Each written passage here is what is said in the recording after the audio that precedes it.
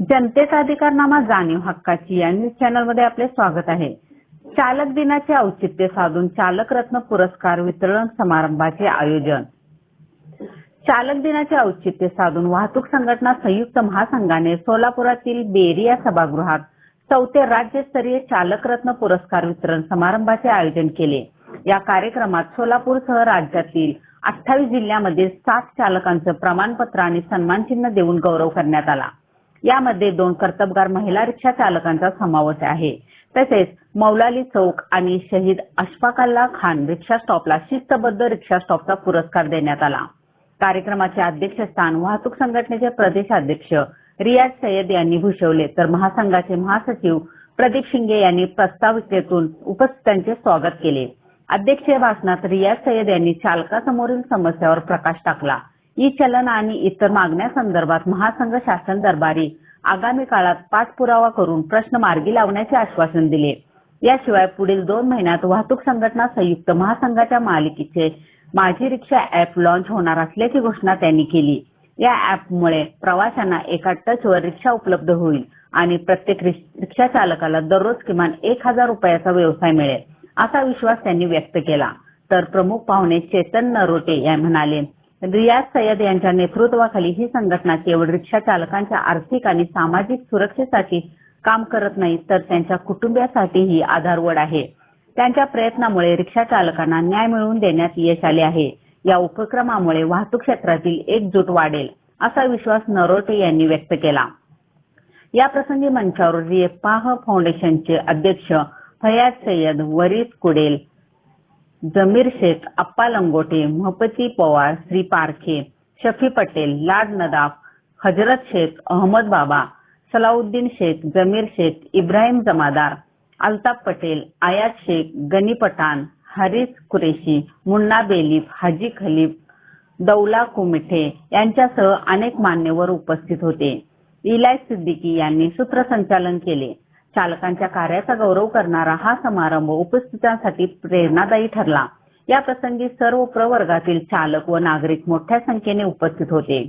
चालकरत्न पुरस्काराने सन्मानित माळशिरस येथील महिला रिक्षा चालक सारिका सोळे यांनी आपली भावनिक प्रतिक्रिया व्यक्त केली. त्या म्हणाल्या, पतीचे निधन झाल्यानंतर मी रिक्षाची स्टेअरिंग हातात घेतली आणि मुंबईच्या रस्त्यावर मी रिक्षा चालवली. हा पुरस्कार माझ्यासाठी केवळ एक सन्मान नाही, तर माझ्या कुटुंब आणि सर्व रिक्षा चालक बहिणींसाठी एक मोठी प्रेरणा आहे.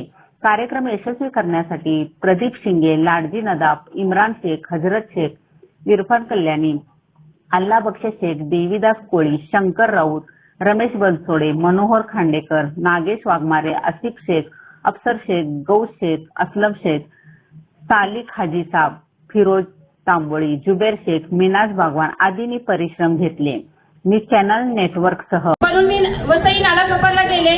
माझ्या मिस्टरांचं निधन अगदी 5 ते 6 वर्षाच्या काळात मिस्टरांचं निधन झालं. 2 मुलं पडल्यात. मुलांना सांभाळायचं कसं, तर मी तेच माझ्या मिस्टरांच्या रिक्षाची किक मारली आणि रिक्षा चालवायला सुरुवात केली.